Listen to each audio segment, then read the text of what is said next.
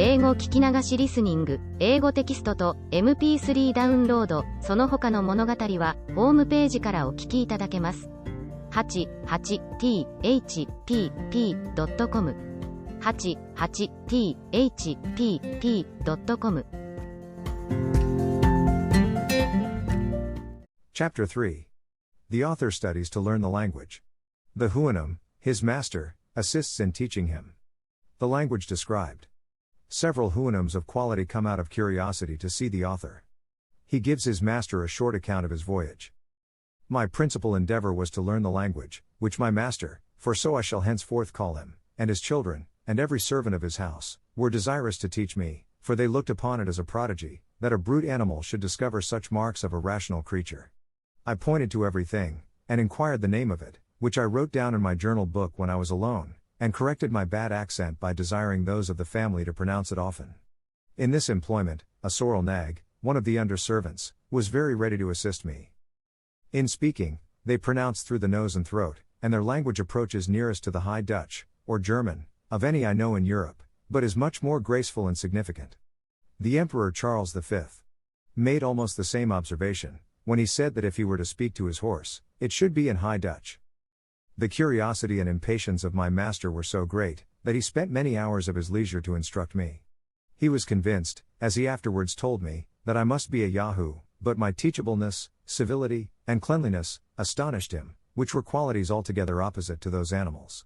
He was most perplexed about my clothes, reasoning sometimes with himself, whether they were a part of my body, for I never pulled them off till the family were asleep, and got them on before they waked in the morning.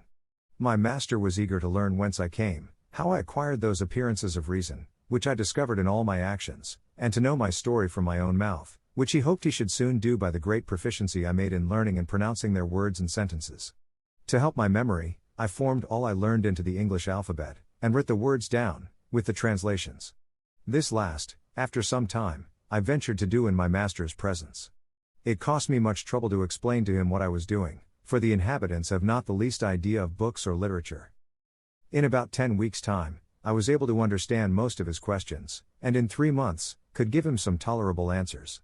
He was extremely curious to know from what part of the country I came, and how I was taught to imitate a rational creature, because the Yahoos, whom he saw I exactly resembled in my head, hands, and face, that were only visible, with some appearance of cunning, and the strongest disposition to mischief, were observed to be the most unteachable of all brutes. I answered, that I came over the sea, from a far place, with many others of my own kind, in a great hollow vessel made of the bodies of trees, that my companions forced me to land on this coast, and then left me to shift for myself. It was with some difficulty, and by the help of many signs, that I brought him to understand me. He replied, that I must needs be mistaken, or that I said the thing which was not, for they have no word in their language to express lying or falsehood. He knew it was impossible that there could be a country beyond the sea, or that a parcel of brutes could move a wooden vessel whither they pleased upon water. He was sure no Huanum alive could make such a vessel, nor would trust Yahoos to manage it. The word Huanum, in their tongue, signifies a horse, and, in its etymology, the perfection of nature. I told my master, that I was at a loss for expression, but would improve as fast as I could, and hoped, in a short time, I should be able to tell him wonders. He was pleased to direct his own mare, his colt, and foal, and the servants of the family, to take all opportunities of instructing me, and every day, for 2 or 3 hours, he was at the same pains himself. Several horses and mares of quality in the neighborhood came often to our house, upon the report spread of a wonderful Yahoo, that could speak like a Huanum, and seemed, in his words and actions, to discover some glimmerings of reason. These delighted to converse with me, they put many questions, and received such answers as I was able to return. By all these advantages I made so great a progress, that, in 5 months from my arrival I understood whatever was spoken, and could express myself tolerably well. The Huanums, who came to visit my master out of a design of seeing and talking with me, could hardly believe me to be a right Yahoo, because my body had a different covering from others of my kind. They were astonished to observe me without the usual hair or skin, except on my head, face, and hands, but I discovered that secret to my master upon an accident which happened about a fortnight before. I have already told the reader, that every night, when the family were gone to bed, it was my custom to strip, and cover myself with my clothes. It happened, one morning early, that my master sent for me by the sorrel nag, who was his valet. When he came I was fast asleep, my clothes fallen off on one side, and my shirt above my waist. I awaked at the noise he made, and observed him to deliver his message in some disorder, after which he went to my master, and in a great fright gave him a very confused account of what he had seen. This I presently discovered, for, going as soon as I was dressed to pay my attendance upon his honor, he asked me the meaning of what his servant had reported, that I was not the same thing when I slept, as I appeared to be at other times, that his valet assured him, some part of me was white, some yellow, at least not so white, and some brown. I had hitherto concealed the secret of my dress, in order to distinguish myself, as much as possible, from that cursed race of Yahoos, but now I found it in vain to do so any longer.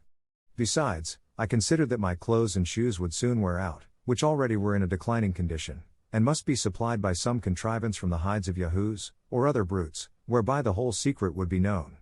I therefore told my master, that in the country whence I came, those of my kind always covered their bodies with the hairs of certain animals prepared by art, as well for decency as to avoid the inclemencies of air, both hot and cold, of which, as to my own person, I would give him immediate conviction, if he pleased to command me, only desiring his excuse, if I did not expose those parts that nature taught us to conceal. He said, my discourse was all very strange, but especially the last part, for he could not understand why nature should teach us to conceal what nature had given, that neither himself nor family were ashamed of any parts of their bodies, but, however, I might do as I pleased.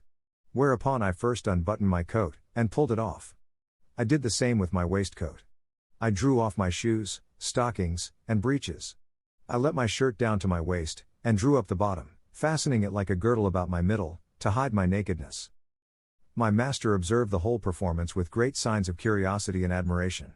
He took up all my clothes in his pastern, one piece after another, and examined them diligently. He then stroked my body very gently, and looked round me several times, after which, he said, it was plain I must be a perfect Yahoo, but that I differed very much from the rest of my species in the softness, whiteness, and smoothness of my skin, my want of hair in several parts of my body, the shape and shortness of my claws behind and before, and my affectation of walking continually on my two hinder feet. He desired to see no more, and gave me leave to put on my clothes again, for I was shuddering with cold. I expressed my uneasiness at his giving me so often the appellation of Yahoo, an odious animal, for which I had so utter a hatred and contempt. I begged he would forbear applying that word to me, and make the same order in his family and among his friends whom he suffered to see me. I requested likewise, that the secret of my having a false covering to my body, might be known to none but himself, at least as long as my present clothing should last, for as to what the sorrel nag, his valet, had observed, his honor might command him to conceal it. All this my master very graciously consented to, and thus the secret was kept till my clothes began to wear out, which I was forced to supply by several contrivances that shall hereafter be mentioned.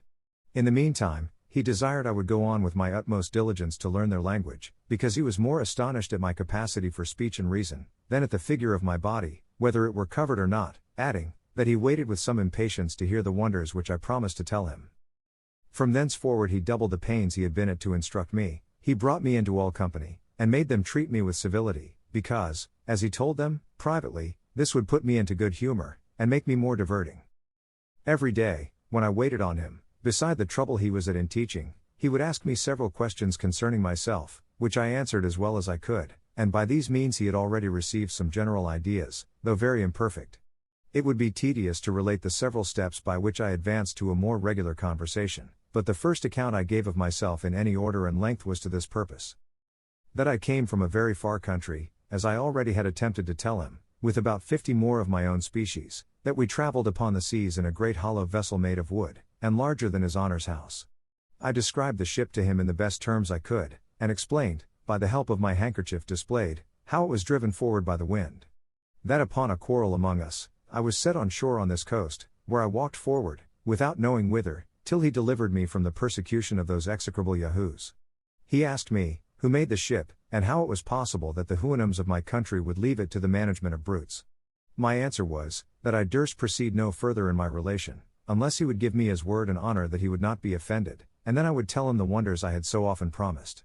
He agreed, and I went on by assuring him, that the ship was made by creatures like myself, who, in all the countries I had traveled, as well as in my own, were the only governing rational animals, and that upon my arrival hither, I was as much astonished to see the Houyhnhnms act like rational beings, as he, or his friends, could be, in finding some marks of reason in a creature he was pleased to call a Yahoo, to which I own my resemblance in every part, but could not account for their degenerate and brutal nature.